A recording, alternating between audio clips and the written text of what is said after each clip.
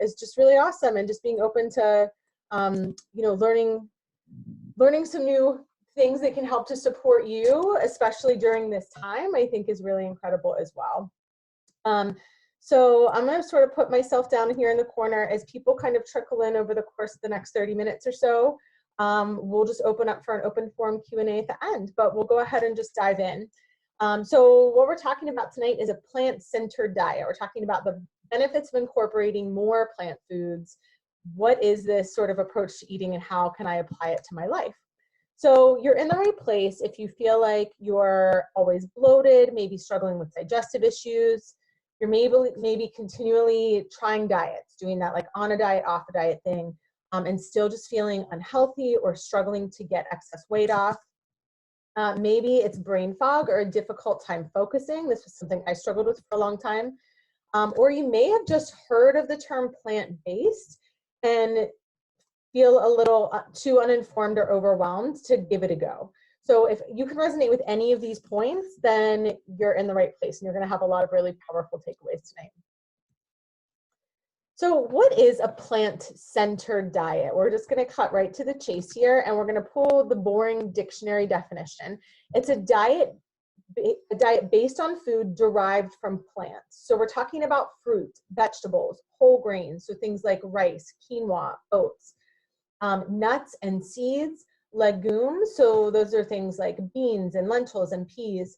And the key here is with some or no animal products. So in short, it is a plant-forward way of eating, where plants essentially just become the all-star and kind of like the shining piece to each one of your meals. Does that take a little bit of the pressure off? So we're going to dive right into some of the common worries, fears, and misconceptions. These are questions that I get all the time and that you likely came here tonight with as well.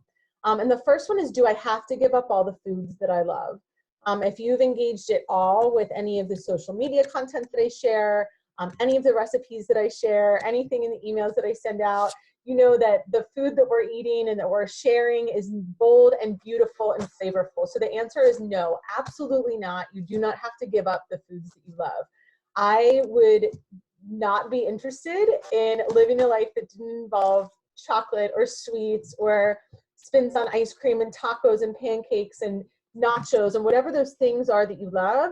You can absolutely still enjoy those, and I invite you and encourage you to still enjoy those always. So no, you absolutely do not have to give up the foods that you love. The next really big one is it vegetarian, vegan, or whole food plant-based? And the answer here is sometimes. So for some people, for some bodies, right, some bodies feel okay incorporating some amount of dairy into their diet. Some bodies feel okay incorporating some eggs into their diet. While some people feel good incorporating some animal protein, and then others just feel best incorporating 100% plant foods, and some even like to eliminate oils and anything that's even refined at all.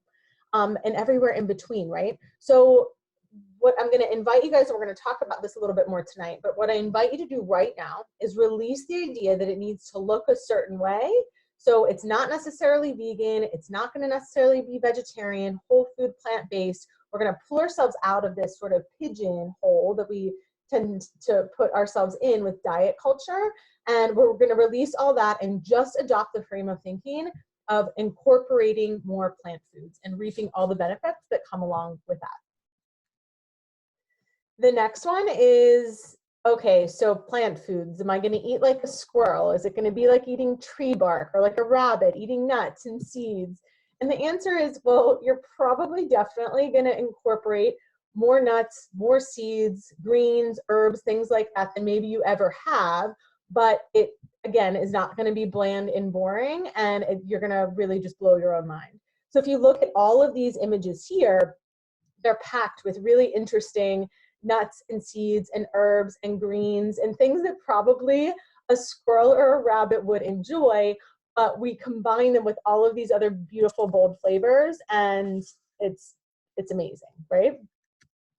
And the last one, and this is the biggest, hands down the #1 question I get, will I get enough protein? And so I think what's most valuable here is to really just break this down.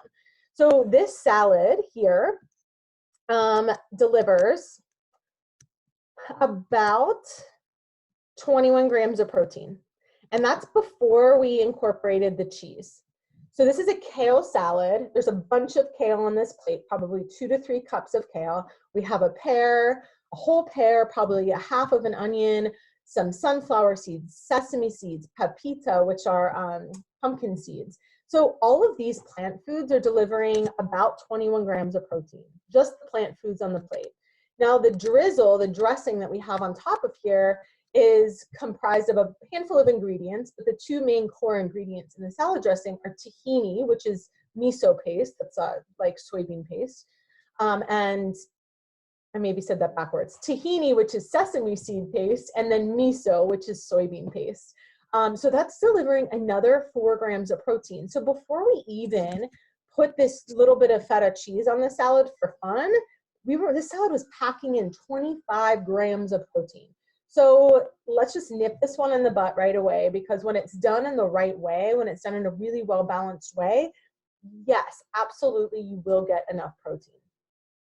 There are people that I was a very unhealthy vegetarian for many years. You know, there are junk food vegetarians or junk food vegans, I guess would be like the slang term for that.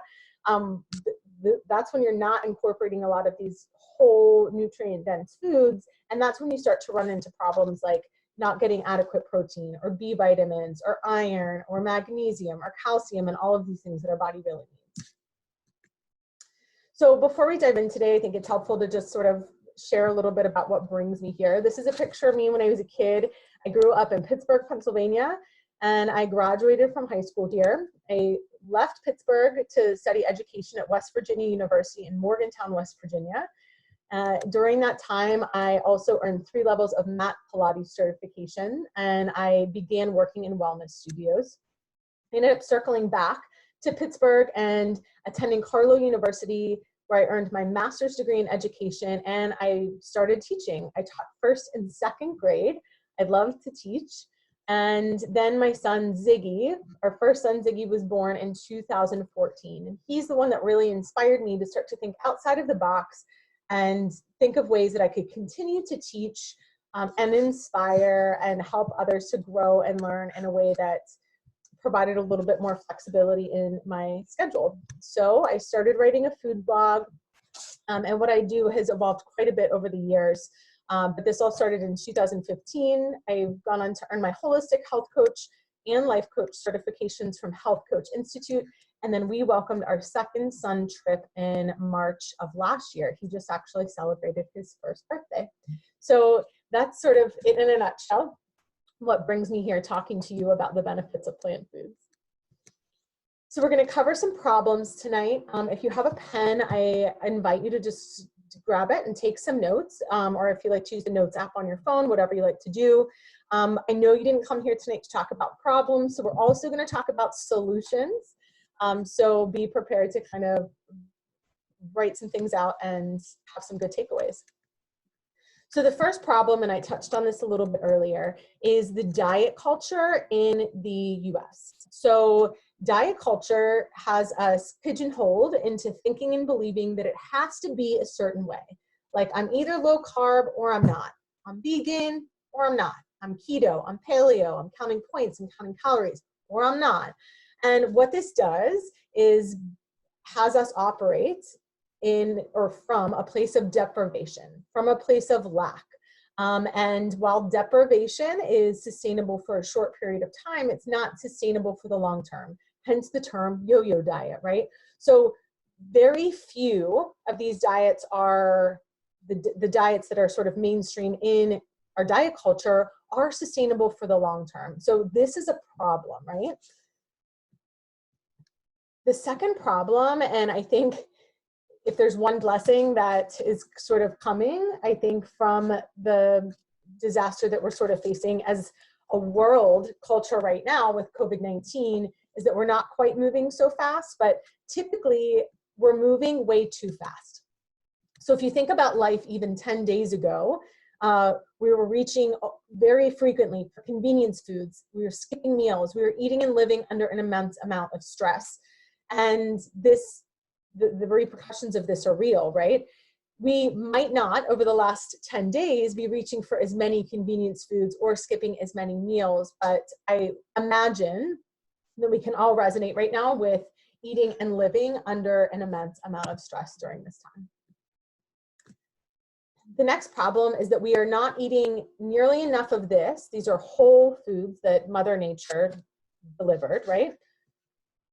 And we're eating a lot more of this. So just prepackaged convenience foods, whether they're ready to prepare straight out of the freezer, straight out of a can, or, you know, they're shelf stable, like, you know, that you grab out of from a convenience store refrigerator.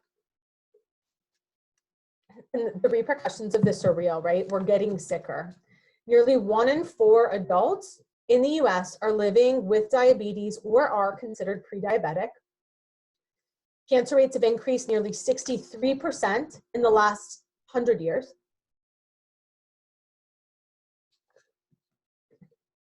Heart disease is the #1 cause of death in the US, and it has increased nearly 65% since the turn of the last century.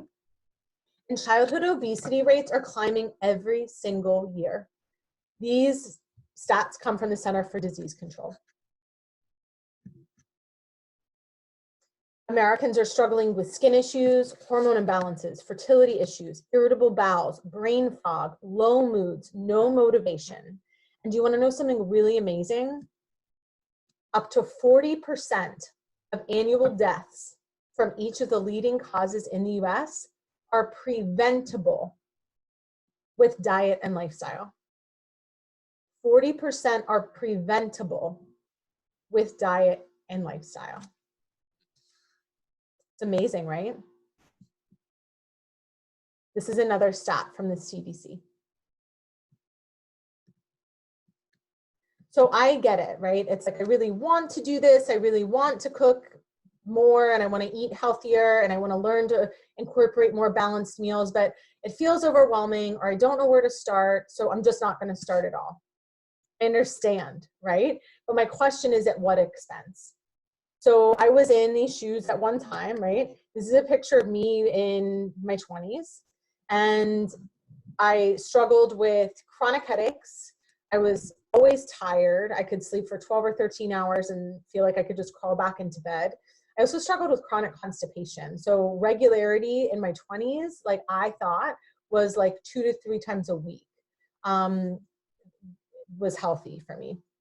So shortly after this photo was taken, I began to start to read and learn and educate myself about our food system, about the power that food has on our bodies. And I started to implement what I learned. And what I was implementing absolutely began to change my life. So I'm healthier now in my 30s as a mom of 2 than I was in my 20s. I no longer struggle with that, like, quote unquote stubborn 5 to 10 pounds. I no longer struggle with chronic headaches or constipation. I no longer struggle with that chronic fatigue, even though I am tired because of just being a mom to 2 young boys, right? So my life is completely transformed, and I feel just really called to help other people transform their lives just by incorporating more plant foods as well.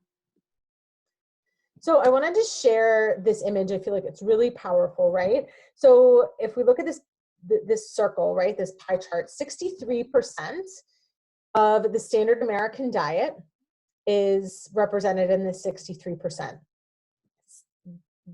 This yellow space is processed foods. So we're thinking about everything that we saw in the right hand of the slide, a few slides back. These are foods that are loaded with preservatives, added fats, oils, sugars, refined grains, right? So well over half of what the standard American is eating over the course of a day is comprised of processed foods. 25% of the standard American diet is comprised of animal foods. So this is obviously things like meat, but also dairy, eggs, fish, seafood. And what's really important to kind of connect here is that we know that heart disease is the #1 cause of death in the United States. And cholesterol and saturated fats are found primarily in animal foods. So we benefit, this way of eating and living is not serving us, right? There's a huge correlation here. What's most alarming to me as I look at this pie chart is this 12%, and that's the green. This is representative of plant food. So again, that's fruits, vegetables, nuts, seeds, whole grains, legumes, right? And what's kind of important to notice about this 12% is that up to half of it can be processed. So let's say the apples in your apple pie, the spinach in your frozen spinach souffle, the tomatoes in your ketchup, right? Up to half of that 12% is comprised of processed plant food. So that means that Americans are only consuming 6% of their diet is comprised of whole plant foods. It's wild. So why is it important, or why is it concerning that we're only 6% of our diet is comprised of plant foods, and why should we really be focused on increasing those? The first one, but a lot of things are happening, right? We're going to talk about what's happening on the inside first. And the first one is the big one, right, is fiber. Fiber is only found in plant foods. We know that fiber is responsible not only for keeping things moving and aiding in healthy digestion, but we also know that the healthier our gut is, the healthier our overall health is. We're learning more and more about the gut-brain axis. So we know that the more healthy bacteria that we have in our gut, the more fiber we're consuming, the healthier our brain health is, the happier we are, the more serotonin we're producing, the less we're relying on anxiety and depression medications just by the food that we're eating. The next is macronutrients and micronutrients. So we know that macronutrients are the big guys, right? Carbohydrates, fat, and protein. We need those. They're essential for all humans to live, right? Micronutrients are the things that feed our body at the cellular level. Plant foods are awesome because they deliver not just macronutrients, but also micronutrients.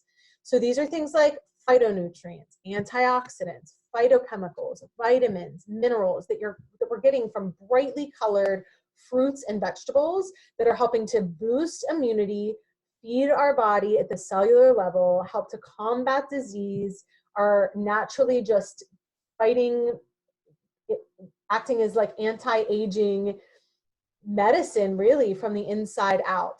This is so especially important right now.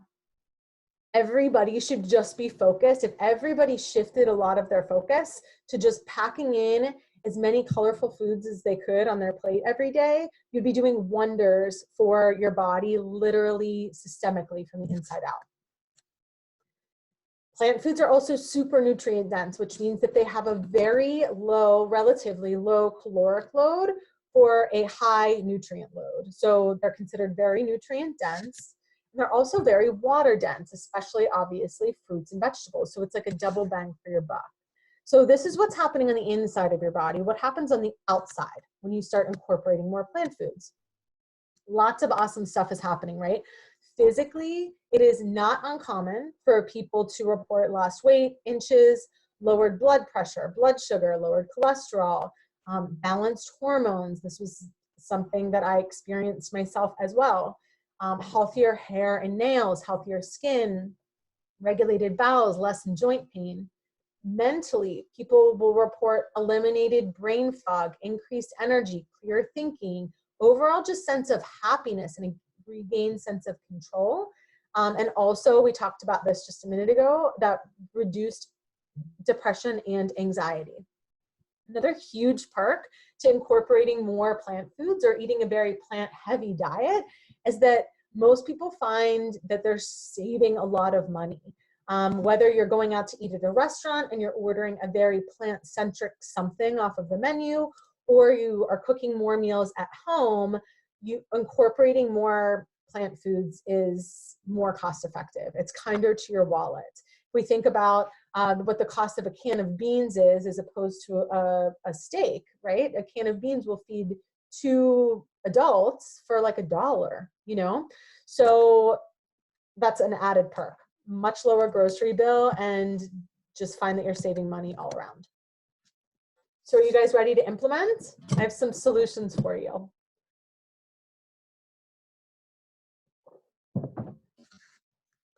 The first one, and this is so important, is to head into each week with a plan. So Ben Franklin said, if you fail to plan, you are planning to fail. And this doesn't have to be rocket science, right? This is really just about putting a little bit of forethought on the front end of the day, or I'm sorry, the week, and thinking, okay, what am I going to feed myself? Maybe the people that I cook with or the people that I cook for, what are we going to put into our bodies this week? And what do I need to stock into my pantry, into my refrigerator, into my fruit bowl, into my freezer to make that happen and set myself up for success for the week ahead? So it's as simple as just kind of putting a little bit of forethought into what you're going to be making for the week ahead, getting that grocery list, and then getting out to the grocery store. I know getting out to the grocery store doesn't feel as accessible right now, but we still live in a world, thankfully, for those people that are concerned about navigating grocery stores right now, that we can use grocery curbside pickup options. And I think some grocery stores are even still delivering. So taking advantage of those during times like this, and even in other times, if it's not something that you enjoy or that's at the top of your to-do list. The next one, and this is so important, is to tune into how you feel. So really starting to lean in and begin to notice, how are certain foods impacting my energy? Do I notice that I eat something, a certain food or a certain meal, and 30 minutes later I want to curl up and take a nap? Or do I notice that I eat something and I have sustained energy all morning long, and it's almost noon and I realize I'm not even hungry? This is crazy. I still feel amazing, right? And beginning to make those connections. The next one is my digestion. So how are certain foods, certain meals impacting my digestion? Do I blow up like the Stay Puft Marshmallow Man after I eat something? Do I become really gassy? Do I feel a sense of urgency? Or the opposite may be true. Maybe I notice that certain foods are causing a little bit of a backup or constipation. How do certain foods impact my weight and the way that my clothes fit? I'm not a huge fan. I certainly don't recommend for most people that it's a healthy practice to step on the scale every day, or even regularly for a lot of people, but we all need to get dressed every day. So just noticing how certain foods change the way that your clothes fit over the course of the day. If you eat a meal and you suddenly feel bloated and feel like you need to unbutton your pants, then just beginning to take note of that, right? So the goal is to be able to get dressed in the morning and be comfortable through all of your meals, all of your snacks, anything that you consume over the course of the day, and still feel comfortable in that outfit when you go to take it off at the end of the day, right? The last two, which are so important, and I think there's a huge disconnect here, there was for me for a very long time, is how do certain foods impact my moods and my relationship with myself? So if you beginning to really lean in and notice, do I eat something and begin into this sort of cycle of judgment? I can't believe that you ate that, or you did that again, or you messed up, falling back into that old diet frame of thinking, right? And how is all of that impacting your relationship, not only with yourself, but with your body? And what's so important as you begin to kind of navigate this space is to do it without judgment. So it's not about, oh my gosh, you ate that again, and beginning to beat yourself up about it. It's just about noticing and increasing your awareness and saying, okay, I ate that, and then 30 minutes later, I felt like this. I'm going to remember that next time, and just begin to notice that. The next one, and this is super tangible, right, is to incorporate at least one fruit or veggie with every meal or snack. So I have a couple of beautiful different options here, and actually every single one of these is 100% plant fueled. There's no animal products used in any of these three recipes, but who doesn't love a good pancake, right? So being able to find pancake recipes that are packed with unrefined grains or flours or alternatives, right? And then loading up half of your plate with fresh fruits or fresh veggies to go alongside that.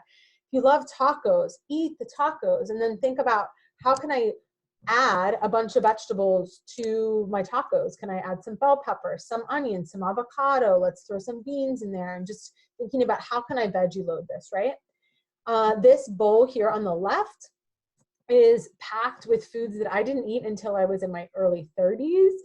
So things like butternut squash, red beets, lentils, parsley, like fresh parsley. I didn't eat any of this stuff until I was in my 30s. We can do hard things, I promise. This one's so important, right? And it's to start where you are and just release the idea that it needs to be perfect. Again, diet culture has us sort of brainwashed into believing that if I can't do it perfectly, then I'm just not going to start. It keeps us sort of paralyzed or in this, held in a place of fear, because we feel like, okay, I can't go all in right now, so I'm just not going to go in. Let's just stop there and instead just start where you are. So establish right now what your baseline is. Right now you might be thinking, you know what, I'm incorporating a lot of this stuff. This feels really easy and good for me. So what's the next step for you? Like, what do you layer in next? Well, other people that are listening to this right now might be thinking, oh my gosh, like this feels so overwhelming. There's no way, like I have no idea where I'm going to start. So you begin with one thing, right? And then you layer, once that thing feels easy, then you layer in one more thing, and you do that until it feels easy. And then you layer in one more thing, and allow yourself to just start where you are and stay in motion instead of being paralyzed in fear that it needs to be perfect. The last one is, what if you just allowed this to be easy and fun? Like, what if it didn't have to feel like a whole lot of work? Wouldn't that be awesome? So I remember how I felt whenever I first made this lifestyle change. I was really committed, but I was also very overwhelmed, and stir fries and standard salads got really old really fast. So what this sort of forced me to do, if I wanted to really continue this for the long term, was to get creative in my kitchen. So what that has resulted in over the course of time is a library of plant-centered, allergen-friendly recipes that now I'm able to share as an incredible resource to you. And I wanted to share that with you guys as an additional resource, to just let this be easy and fun. So let me X out of here. I don't know why it's not going to let me go. I'm going to click here. I wanted to give you a sneak peek of what the back end of this looks like. So what we've done is taken all of these recipes. We're looking at like over 275 plant-centered, allergen-friendly recipes, and we put them into this portal and this resource, and we're adding new content to it every week. So we break it down like this. We give you a suggested weekly meal plan. So every week you get sort of an at a glance, hey, give these recipes a try this week. So we take the guesswork out for you. That whole like head into each week with a plan, it's done for you. We give you a breakfast recommendation, one lunch recommendation. Both of those can be batch prepped. So you cook or you prep once, and then you have grab and go breakfast or lunches throughout the week. And then we give you 3 dinner recipes to sprinkle in over the course of the week. So this is not about completely reinventing the way that you eat and the way that you live. This is just about incorporating more nutrient-dense, plant-fueled meals in to the way that you're already living. With the weekly meal plan, we give you a downloadable grocery list. And I'm going to open that here so you can take a look, if it'll let me.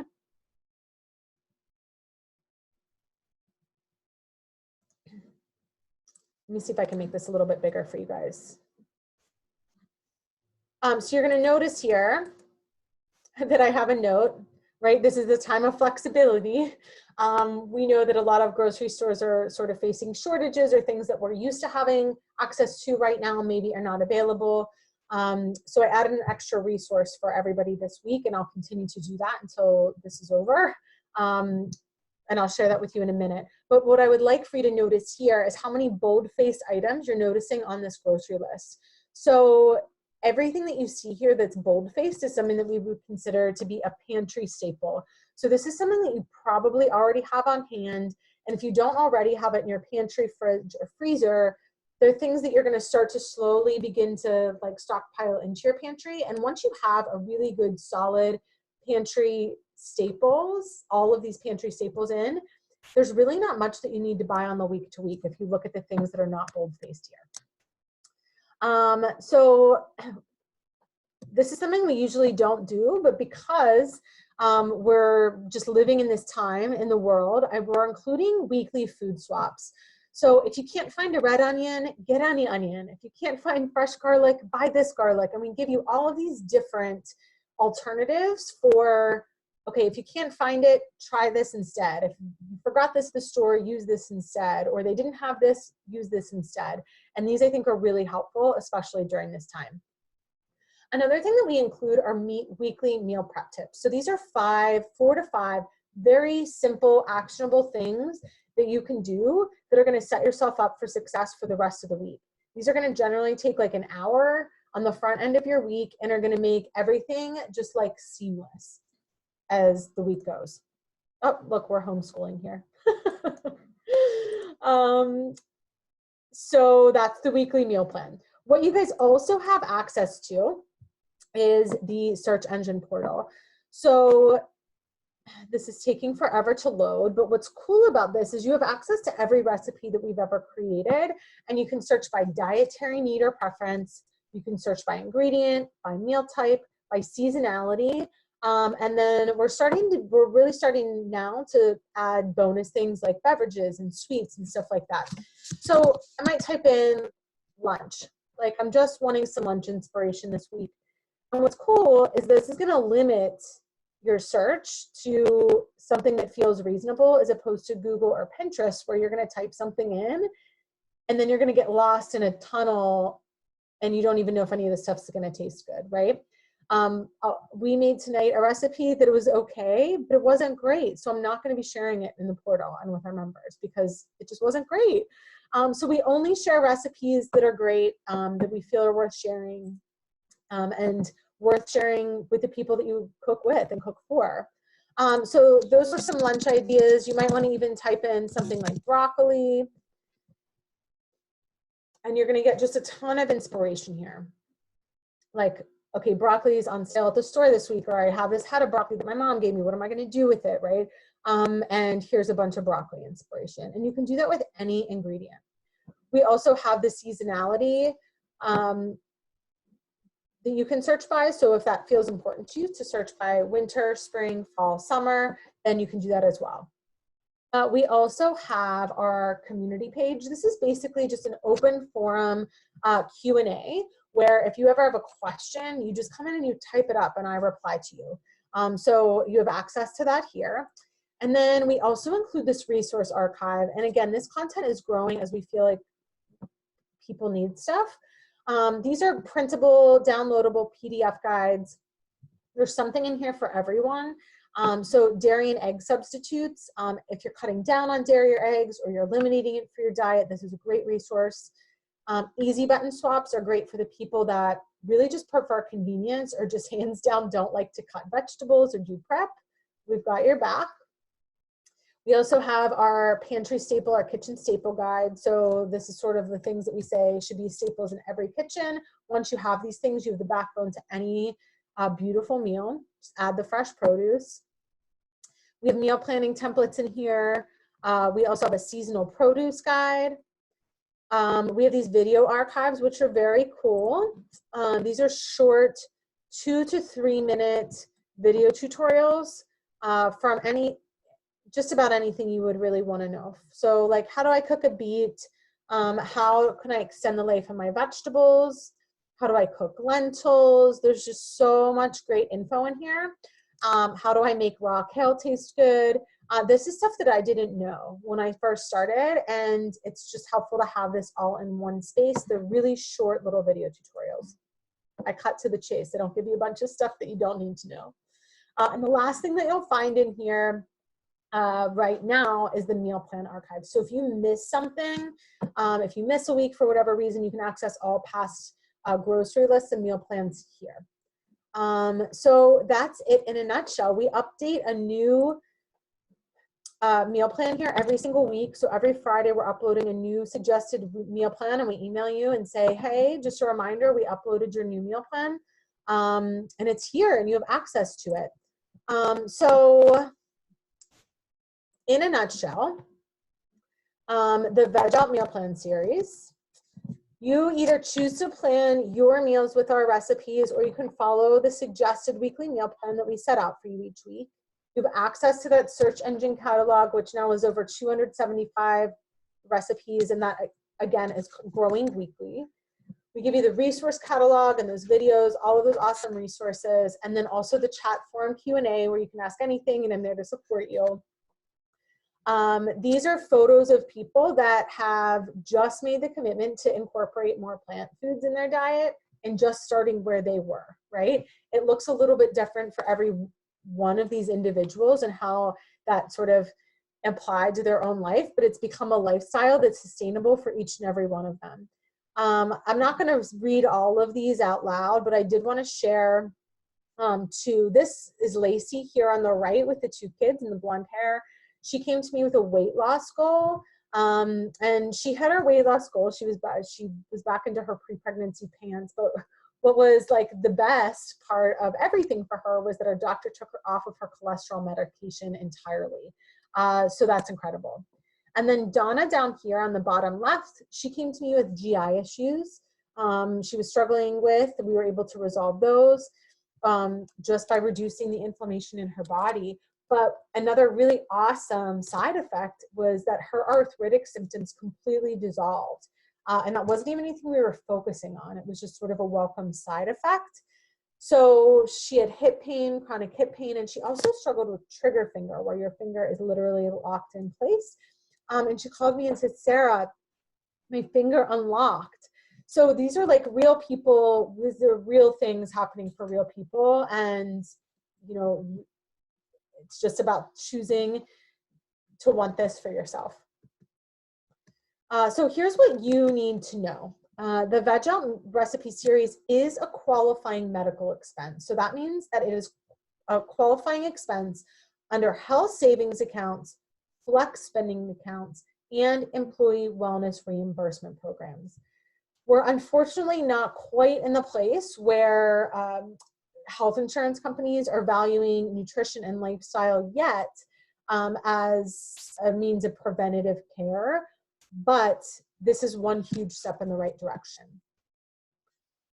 The monthly membership is $24 with access to everything inside and the online support component.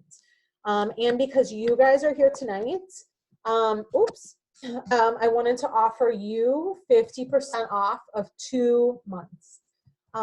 So this is how you would do that if you wanted to take advantage of it. I know that we're facing challenging times right now, but I think it's a beautiful time to focus on feeding your body nourishing foods and to shift focus to something that we can control.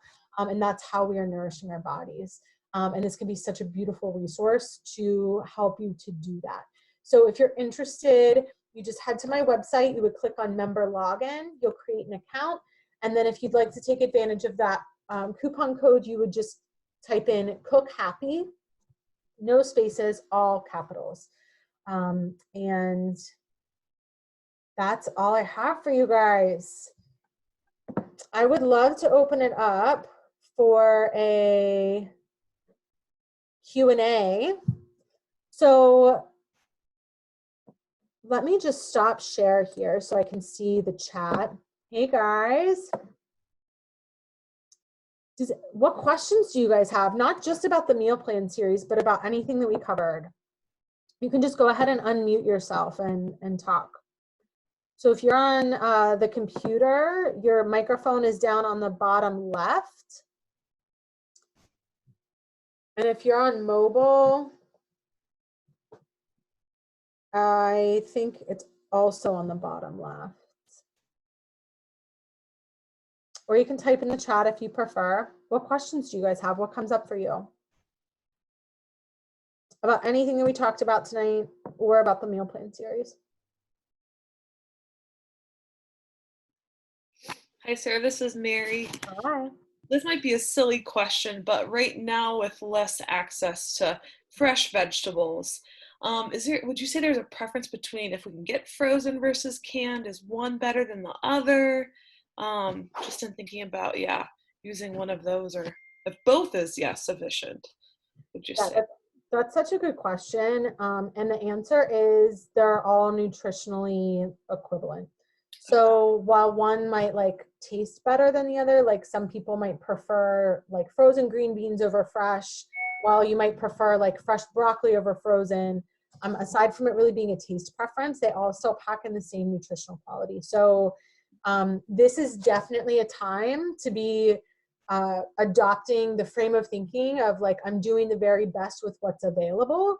And we're supporting everybody the best that we can by offering those swap guides every week, which I think are really helpful. And then, you know, of course, I'm available to answer any questions specifically, like, my gosh, like there's no spinach in my store, or, you know, whatever the kind of freak out is, to make sure that you still have like all of the swaps that you need. But yeah, they're all created equal. That's an awesome question. Good. Thanks. Yeah.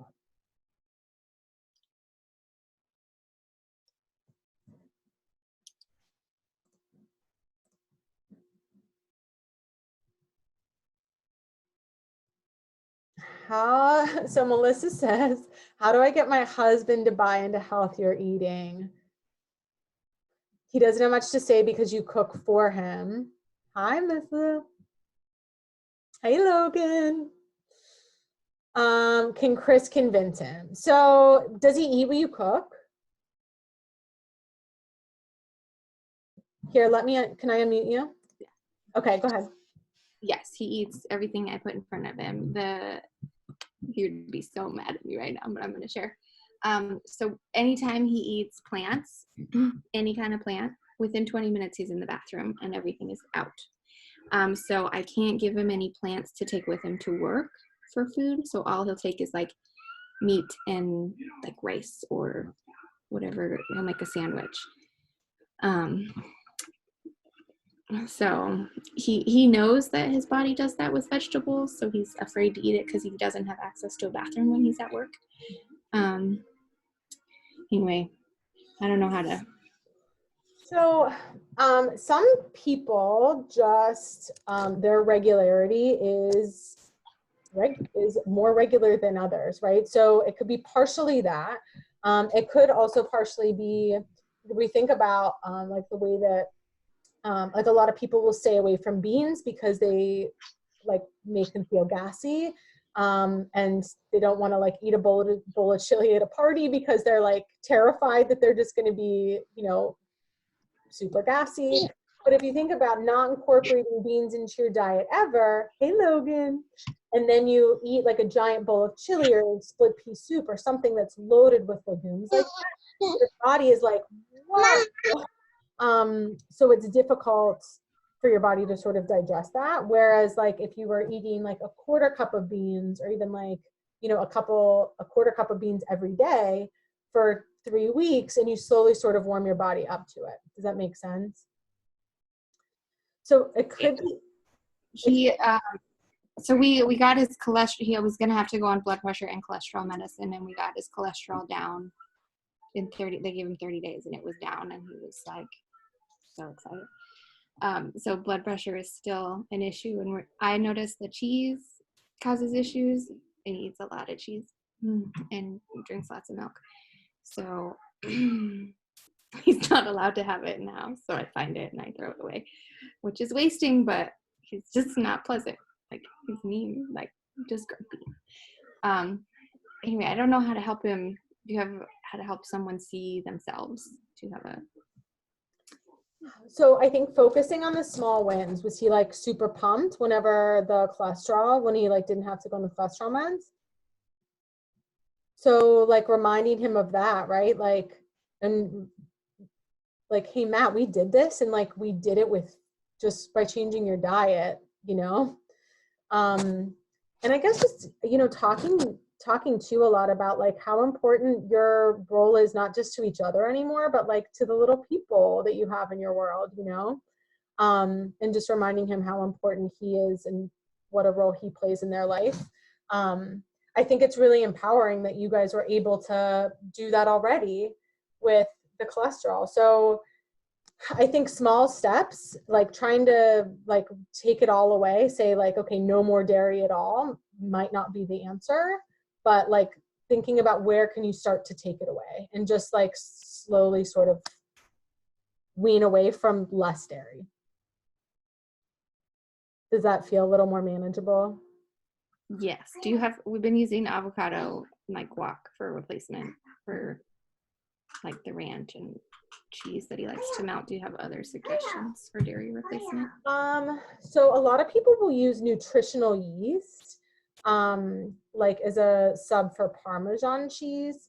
I think, so my sort of take on cheese is like, if you feel okay eating some amount of cheese, treat it as a condiment instead of like the main event.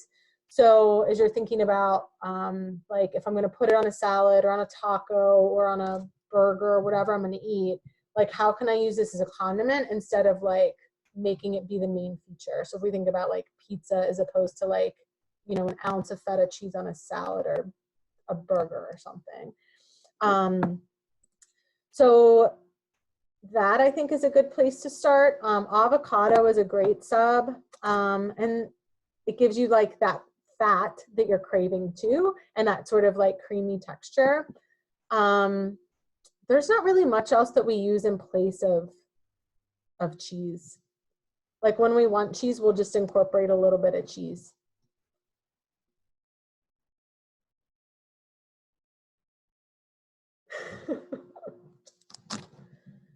Margie, Freya, did you guys have anything?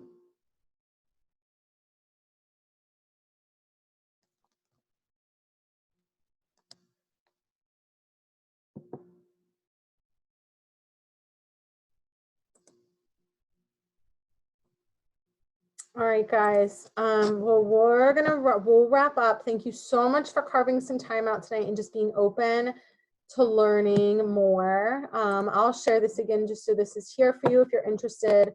And if you have any questions ever about anything, just don't hesitate to reach out. You guys have my email, and a lot of us are connected on Instagram or Facebook too. So please don't ever hesitate to reach out and share the love. So if you know somebody that would really benefit from this or might be interested, feel free to share this code with anybody who you feel might benefit or want to become involved.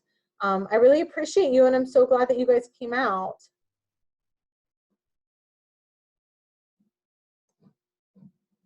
Thanks, Mary. Thanks for coming. Bye, Melissa.